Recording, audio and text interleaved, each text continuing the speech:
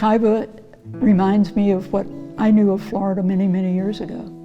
It's just the habitat that you have to love. It's the bear, the deer, and the river itself, free-flowing water, and the wonderful people who are all involved in protecting the Wekiva River. This is the real Florida. This is peaceful. I mean, within just moments of walking up, we heard a woodpecker. You can hear pig frogs. It sounds like nature. Oh, there's a limpkin crying.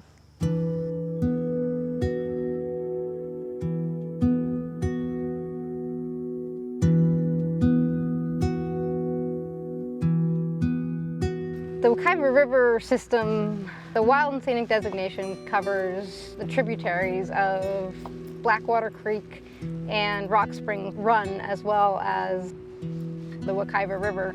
So with all of that, it kind of creates a nice little corridor for some of our animals. Within 20 miles of the Wekiva River system, there are over 2 million people. So it really is a little oasis among the populated areas of Orlando.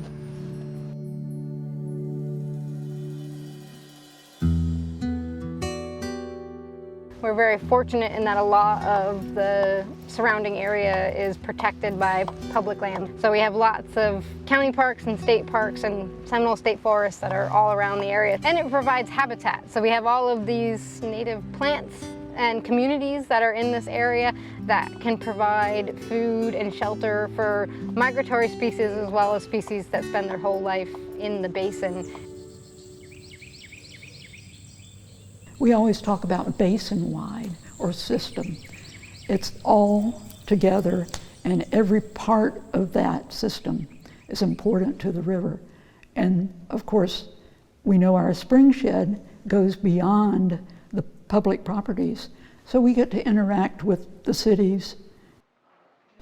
Our committee is made up of 3 counties, 3 cities, and the surrounding areas.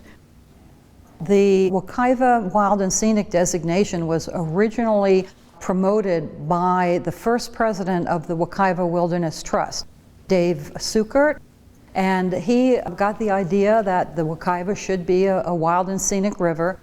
He contacted then Congressman Bill McCollum, and he got the ball rolling. He contacted Friends of the Wekiva. He contacted me as the Aquatic Preserve Manager. At the time the designation was proposed, there were a number of existing managers throughout the Wekiva Basin.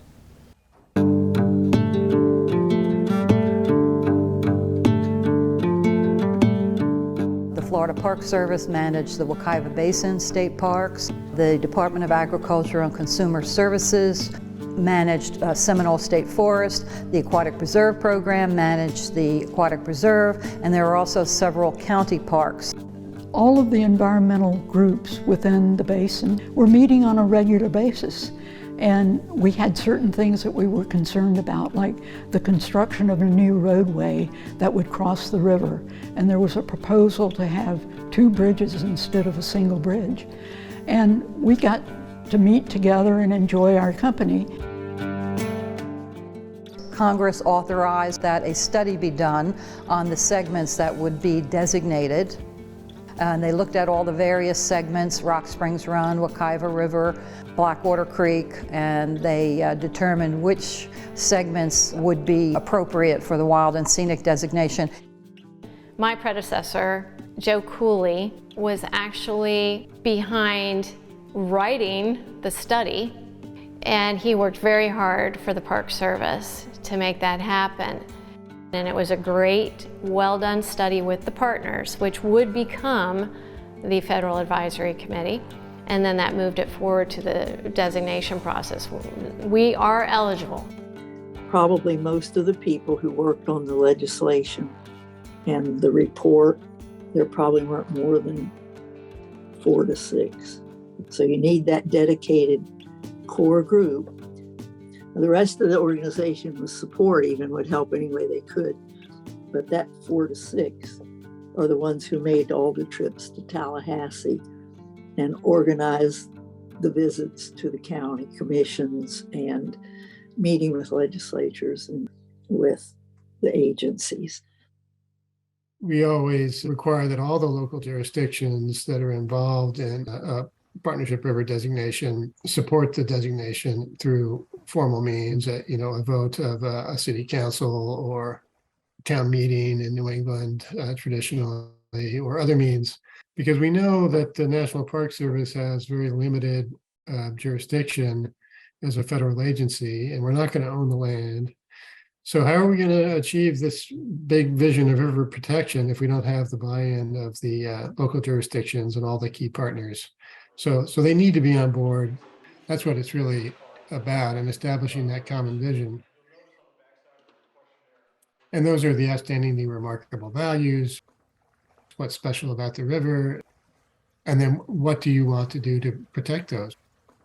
You're wrestling with all those questions to do eligibility and suitability for a wild and scenic river. And that is the time to put it down on paper in terms of a management plan for the river. And then you have something in writing as well that can inform that suitability determination, ensure that local support is solid at the same time. But I think partnership rivers can really conform to the local setting, which is why it's proven popular with rivers and with members of Congress too. For the system and for Partnership Wild and Scenic Rivers, the Wekiva is important because it was the first time the model was embraced outside of the Northeast region. So that was big for our program, and continues to be big for the program. One thing that I think is really important and unique about the partnership designation is that it set up the groundwork for collaboration between all the stakeholders, because there was a lot of protections already in place, but most of those are run by a single entity, a state agency or a county or a city, so that you're always coming together and sharing ideas. And over the course of 20 some odd years, you kind of get into the habit of working together, and those collaborations become more and more natural, and it is a really good time for everyone to come together and share what they're doing in the projects and where the needs are too.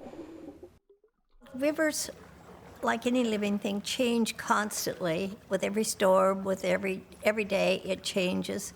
The value that this river system, this river basin brings to our community, to our state is economic, the tourist value, the spiritual value. And so people are walking up and down the river with their families, with their dogs and their kids.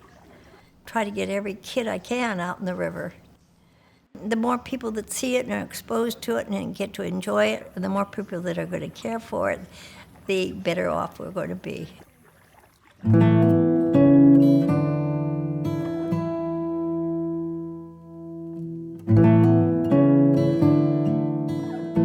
One important project that the Advisory Management Committee has done is fund the River Ambassador position. That's a really key aspect of the river system, to have a person out there who's advocating for the river. I love the Wekiva, so there's always something new to see and discover and learn on the river. So I focus on providing a variety of activities for people in the basin so that everyone of all varying comfort levels and abilities has an opportunity to come out and enjoy the system in a unique way. See the river and get out on the river possibly for the first time. And we get people from all over the state. Once they've been out one time, they're more confident in their ability to go out again. And it's just beautiful. It's breathtaking. So no matter where you are, there's something different to appreciate and wonder at and learn about.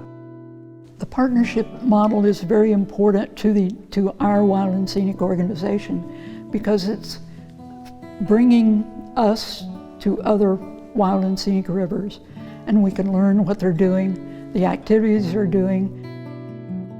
And we're very different because we're a floodplain river fed by springs, and we have this karst foundation that feeds those springs in the sandhills.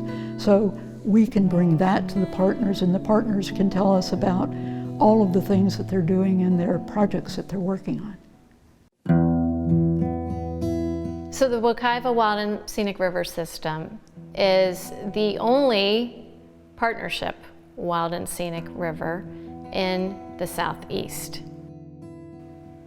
1/2 of 1% of all rivers are designated National Wild and Scenic. When we have tools to offer some protections and to get funding to any local grassroots effort that really wants to protect the river and river resources, to look into this model, check it out, there's a lot of information online, and to get some technical advice or technical support to help move your project forward, because it's a great model. We shouldn't lose our interest in trying to not just save, but maintain the health of the river, the whole basin.